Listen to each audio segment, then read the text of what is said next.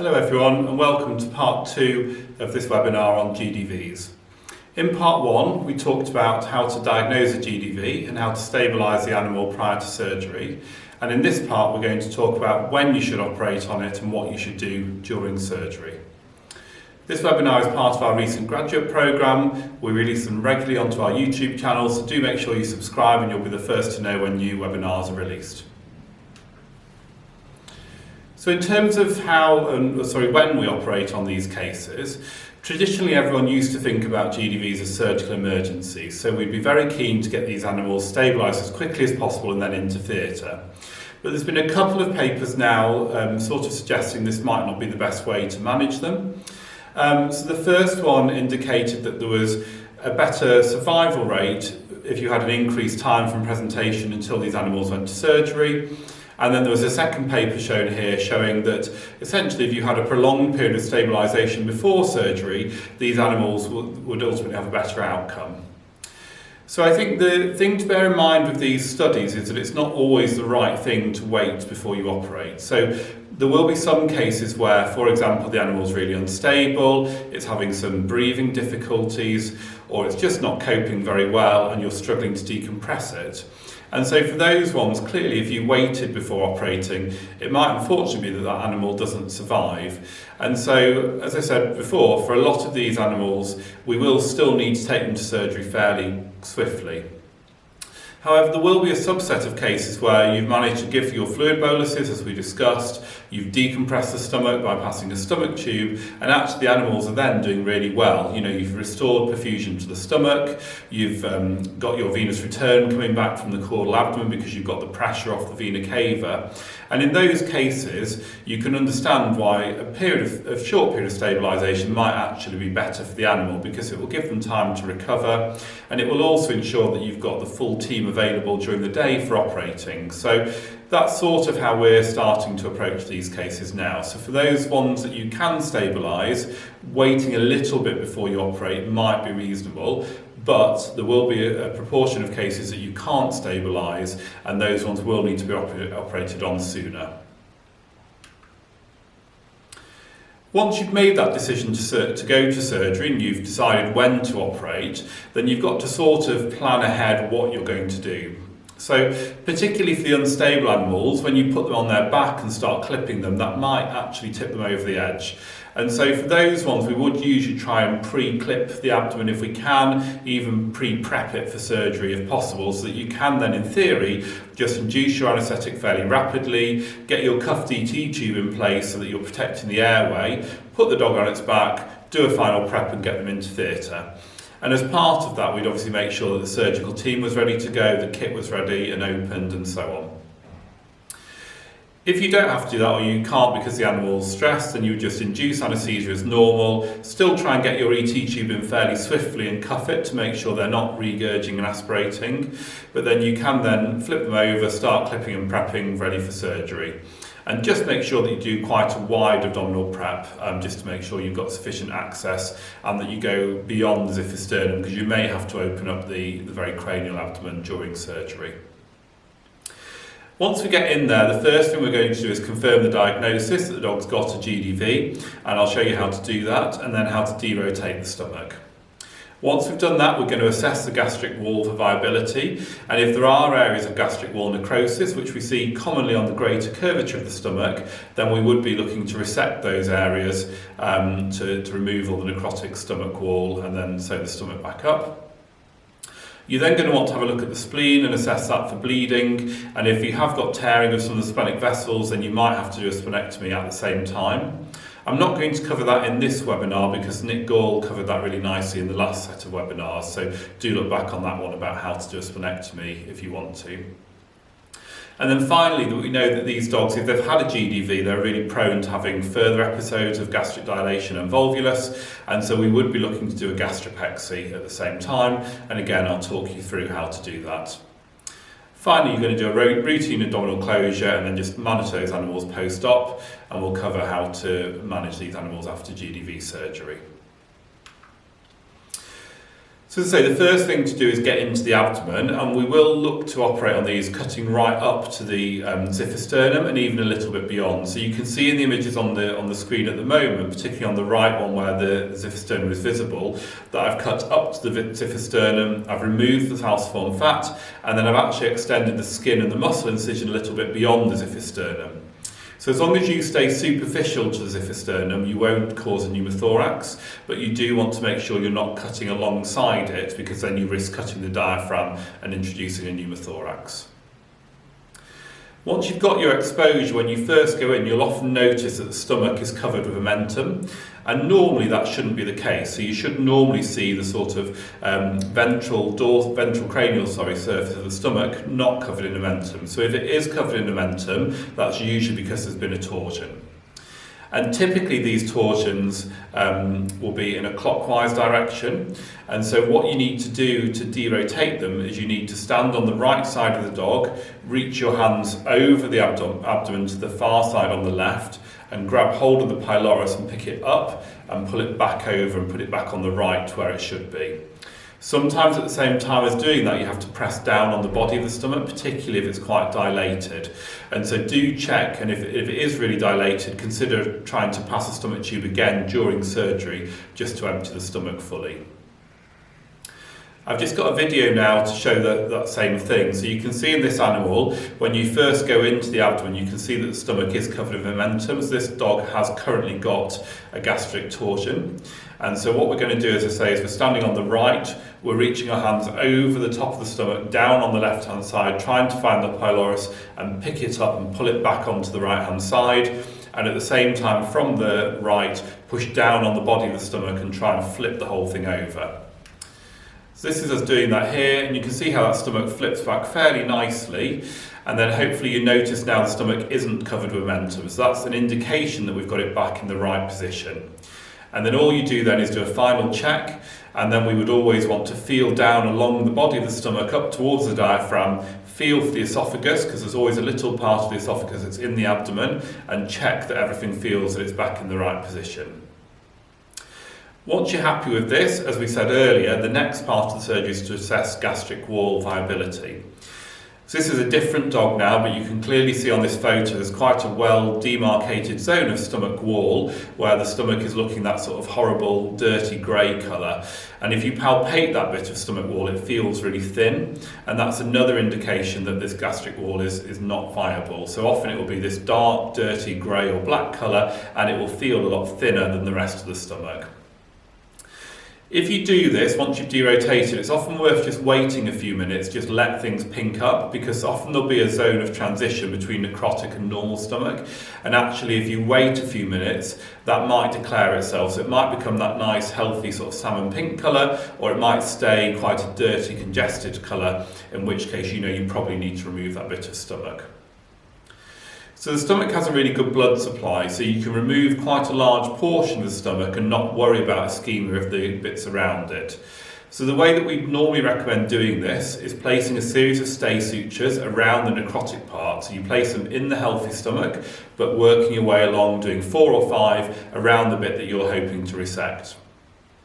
You then want to lift up on those stay sutures to make sure when you cut into the stomach you don't spill gastric contents.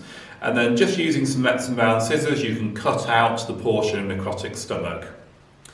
Once you've done that, if there are any vessels that are bleeding, you can go along and cauterize or ligate them, or for smaller ones, you can probably just clamp them and leave the clamp on for a few minutes. At this point, you then want to start doing your gastric closure. And so the stomach falls quite nicely into 2 distinct layers. So you would close the mucosal part of the stomach first, and then the seromuscular part, just in 2 continuous layers, usually using something like monocryl or PDS, just to reoppose those layers in 2 simple continuous layers. There isn't really a set way of how to do this, so just try and work out how to do it with the least tension on the stomach. If the animal's particularly unstable under anaesthetic, the alternative we've got at this point is to do a gastric invagination. And that means that you would invaginate all the part of the stomach that's necrotic. So you do a series of inverting sutures, so a Cushing or a Lambert pattern, all the way along the areas of the stomach that are necrotic, and that will have the effect of inverting the necrotic part of the stomach into the lumen. The idea behind doing this is that it's a little bit quicker. So for an unstable animal, you can hopefully get it off the table sooner. The risk with doing it though is it will take quite a long time for that stomach wall to heal, because all that invaginated part has all got to kind of remodel and reoppose itself. So it sometimes will take a bit longer to heal. And the other reports that people have, other things that people report in the past that can cause an issue is during that kind of digestive process, at the point where you go through vessels, you could get quite significant gastric bleeding.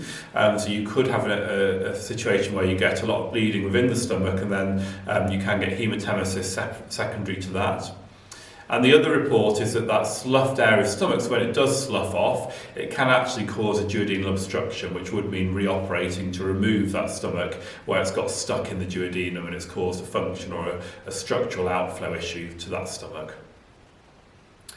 So hopefully now you've done that if you need to, and then you're at the point where you want to assess the spleen, remove the spleen if necessary, and then you come on to wanting to do your gastropexy.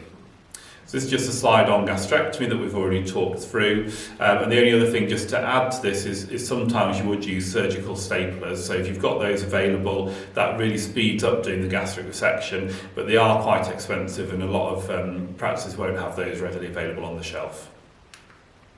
So moving on to the gastropexy then, there's obviously a whole host of different gastropexies reported, so incisional, belt loop, circumcostal, incorporating, gastricolopexy, laparoscopic gastropexy, laparoscopic assisted. There's a whole series of different ones that people have reported at various times. I think for us, we would usually go straight to an incisional gastropexy, and the reason for that is they're the quickest to perform during open surgery. You're not going to close this dog and do a laparoscopic gastropexy when you're already in there, so they're the quickest one to perform, and also they are strong enough. So in the cadaveric studies where they test the strength of the various gastropexies, things like the belt loop and circumcostal are potentially a little bit stronger, but actually incisional is strong enough, and it's got a much lower complication rate in terms of it's much simpler to perform. And so for that reason, we would typically do an incisional gastropexy here. So the way that you would do that is you would find the pylorus of the stomach and then do a longitudinal incision along the pylorus, roughly halfway between where the vessels come in from the greater and the lesser curvatures. So a longitudinal incision all the way through the seromuscular layer of the stomach, and then you will see the mucosal layer start to bulge out. If you inadvertently do cut through the mucosal layer, you can just repair that with a simple continuous suture.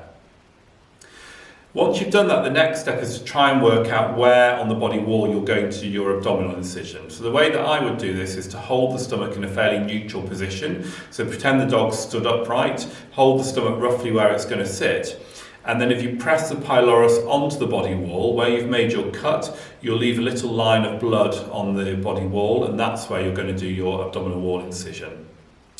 Do make sure that that's beyond the last rib, so caudal to the last rib, otherwise you might risk incising through the diaphragm and causing a pneumothorax. So often the direction of the incision is going to be roughly parallel to the last rib, but sometimes they'll be a little bit more vertical, sometimes a little bit more horizontal, depending on the different shapes of the abdomen. So just try and make sure it's in a roughly anatomical position, that you're not pulling the stomach one way or another. When you come to doing your body wall incision, you want to make sure it's the same length as your gastric incision, and you also want to make sure that you're all the way through the first muscle layer, which is the transverse abdominis. When you know you're all the way through, you'll notice that you can see the fascia underneath it.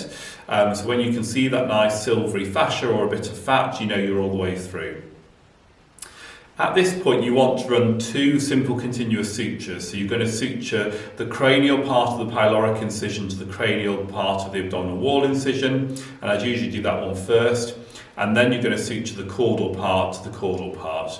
So you're doing stomach wall to body wall and stomach wall to body wall, running two continuous sutures all the way up from dorsal to ventral, and then just tying them off at the top. And that's shown in the schematic pictures here. We'd often use PDS for this, or something else that lasts a little bit longer, because it will take around 4 to 6 weeks for a mature adhesion to form. So do make sure that you're not using something that's very short absorbing. So here's just some pictures of a real life case. They don't always come out the best, so hopefully these show up all right for you on your screen. So here you are, you can see the body wall there and the pylorus just on the right of the photo. So now we've made the incision in the pylorus and in the body wall, and you can see here we're just starting to suture the two together. So again, apologies for the quality of the photos here, it's just quite a hard area to access. And then this is the sort of thing that you'll end up finishing with. It is sometimes quite hard to access this when you're doing it, so you may find having assistant scrubbing, even just for this short period of time, is really beneficial, just to hold on your stomach and hold your body wall out the way so that you can get on and do the suturing. Once you've done this, it should look like this, so you should get really good apposition between the two layers, and then at this point you can just go on and close your abdominal incision routinely.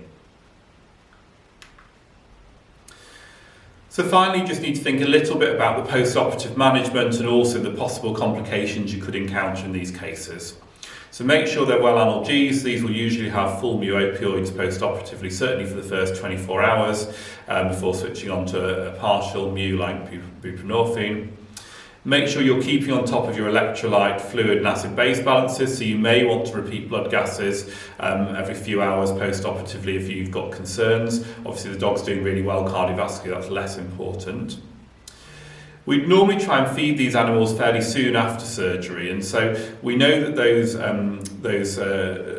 the lining of the stomach needs nutrition from within the stomach wall, from within the stomach lumen. So the sooner you can get food into the animal, the better your post-operative intestinal motility is going to be, and also your post-operative gastric wall healing. So we do try and feed these animals fairly soon, but we would just give small meals initially and just monitor them for signs of reflux or regurgitation and manage that medically as necessary.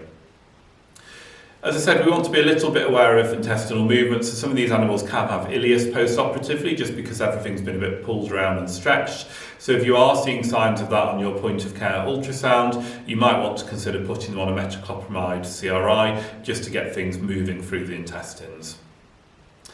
Lastly, you want to monitor the heart rate and also the pulse rate just to see if you have got any arrhythmias. If you've got continuous ECG monitoring, you could consider that as well.